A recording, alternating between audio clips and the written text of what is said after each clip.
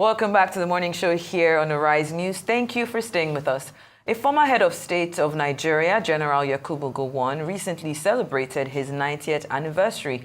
As part of the activities to mark that event, his schoolmates from the historic Barewa College on the platform of Barewa Old Boys Association have put together a lecture for the coming week under the theme Nigeria's March to Renaissance, Lessons from the Life of General Yakubu Gowon.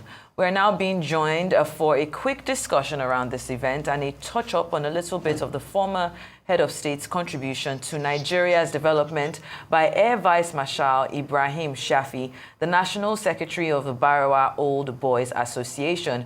Good morning and welcome to the show. Can you hear me, sir? Good morning, and thank you for this opportunity. All right, then, fantastic. Thank you for being here. So let's talk a bit about, Barewa's continued relevance as the association, as well as how it's been able to support national development over the years. What role would you say that your alumni association sees itself playing in shaping Nigeria's future, especially in promoting unity, leadership, and ethical governance? And I wonder, in the midst of this, if the Barewa Old Boys Association has any specific initiatives aimed at addressing some of the country's current issues, such as youth development, education reform, or social cohesion. Thank you very much. The Barewa Old Boys Association comprises students of schools that started since 1921 in Katsina. It started as Katsina Training College. The initial objective of the school was to produce teachers who would also teach in the northern states, bring along the northern states to Western education. That was the initial objective of Barewa when it started in Katsina in 1921. Over time, the colonial masters saw the need to expand the scope of the teaching beyond just teacher training. So the school turned to Katsina Higher College, where the curriculum was expanded beyond just teaching. Afterwards, the school moved to Kaduna because the colonial masters felt that there was need to have a central location for the school. Eventually, in 1949, the school moved to its present location in Zaria, and it was called Government Secondary School Zaria, later Government College Zaria. And in 1972, when General Yakubu Gowon was the head of state of Nigeria, the school celebrated its 50th anniversary, and its name was changed from Government College Zaria to Barewa College Zaria. Now, Barewa College is the only school in Nigeria's history that has produced 5 leaders of Nigeria. Barewa College produced Sir Abubakar Tafawa Balewa. It produced the Premier of Northern Region, Sir Ahmadu Bello. It produced General Yakubu Gowon. It produced General Murtala Mohammed. It produced Alhaji Shehu Shagari, and also President Umaru Musa Yar'Adua. Barewa is the only school in Nigeria that has produced 5 chiefs of army staff: General Yakubu Gowon, General Hassan Katsina, General Alwali Kazir, General Luka Yusuf, and General Abdurrahman Dambazau. It's also the only school that you will see that has produced 3 Chief Justices of Nigeria: Justice Mohammed Bello, late of blessed memory, Justice Mohammed Lawal Uwais, and late Justice Idris Lebo Kutigi. Barewa has also produced 3 central bank governors of Nigeria: Mala Aliu Mai Borno, Mala Adamu Chiroma, and late Mala Abdul Qadir Ahmad. Indeed, there is no government since the independence of Nigeria that has not had a Barewa Old Boy as a member at the top echelon of the government. Even in the present government, Barewa has 3 of the ministers as all boys of the college. In fact, even the last cabinet reshuffle of Mr. President produced another Barewa all boy as the chairman of the National Sports Commission. So over the years, Barewa has been instrumental at the highest level in producing leaders. During the General Gowon regime, we had 3 of our old boys who were military governors of 3 of the 12 states. That is General Abba Kyari, General David Bamigboye, and Commissioner of Police Usman Farouk. There is no other school in this country that has the history of contribution to the leadership development of Nigeria all over the years beyond Barewa College. All right. Now, we have not, the association is well represented. It is a national school.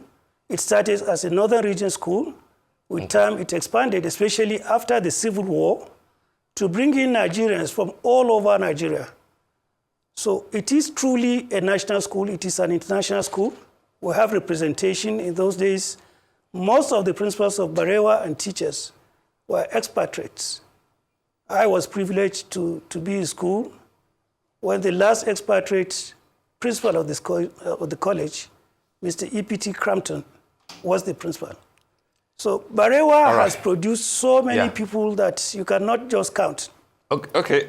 Vice Marshal, sorry that I have to butt in so that we can make a good use of time.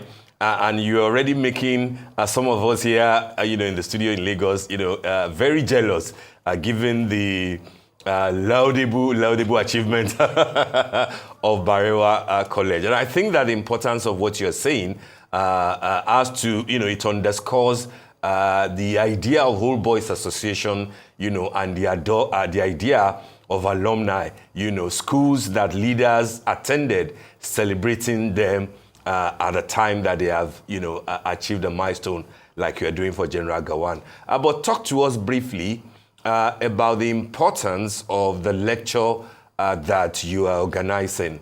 Where is it? When is it?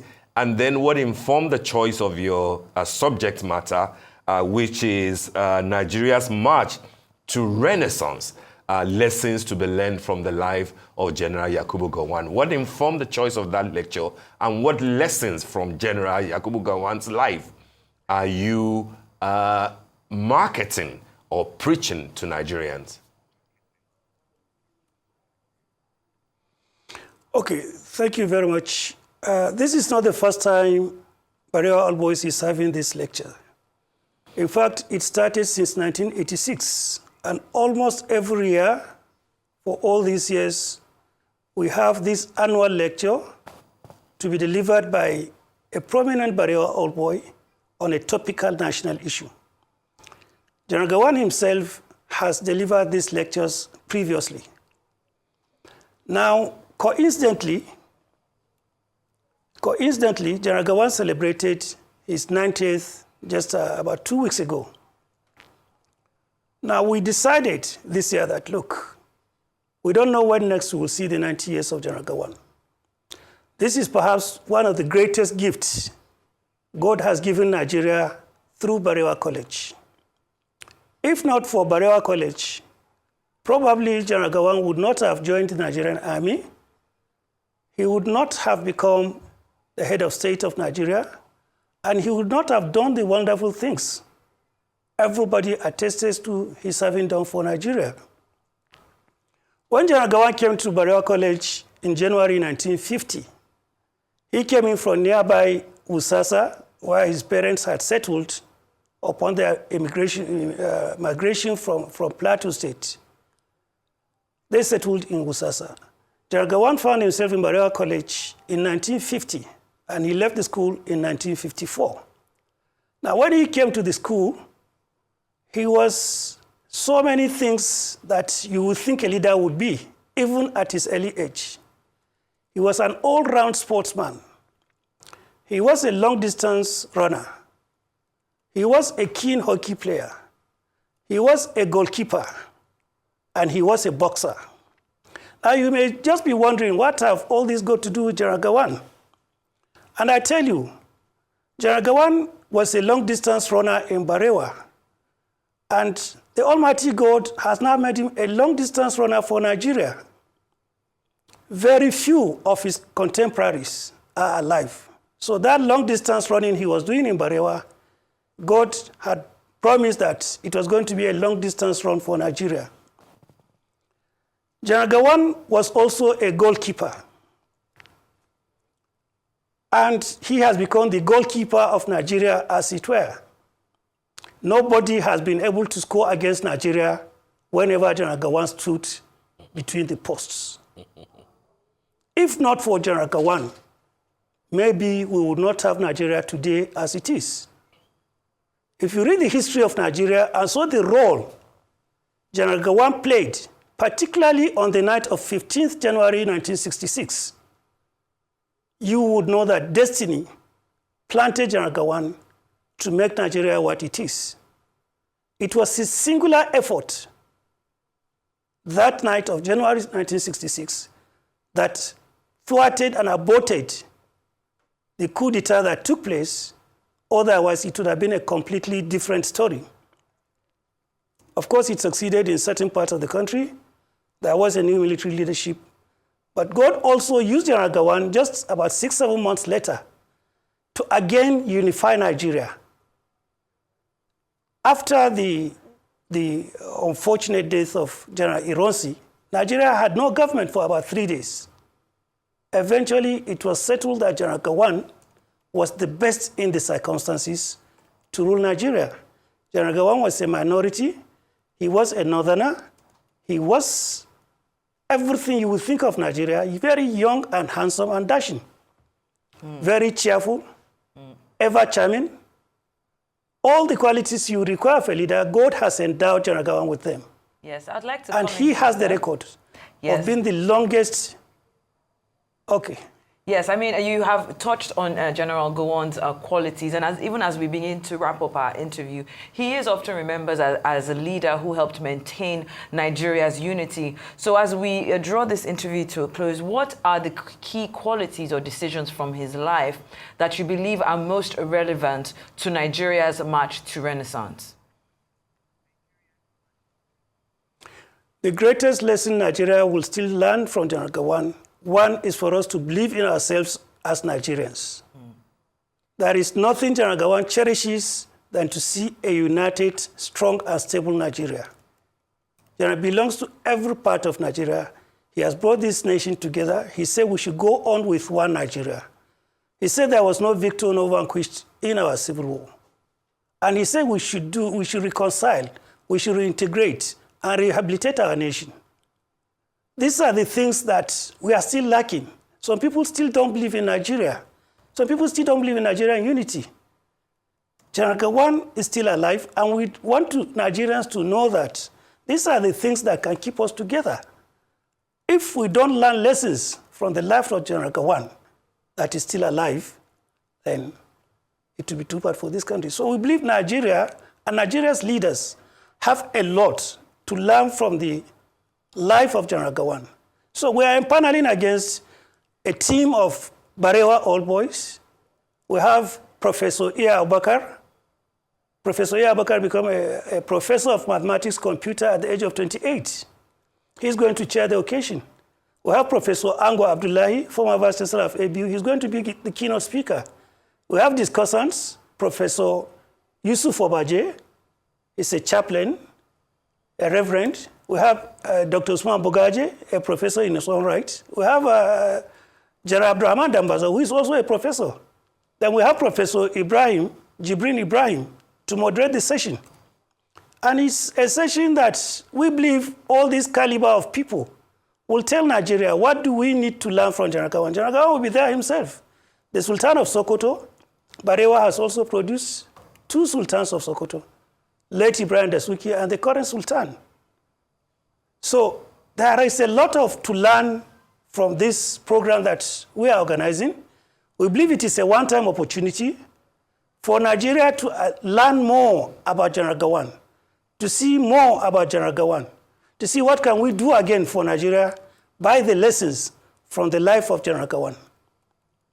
We are not celebrating his birthday, we are celebrating his life, because General Gowon's life is Nigeria, General Gowon is Nigeria, and Nigeria is General Gowon.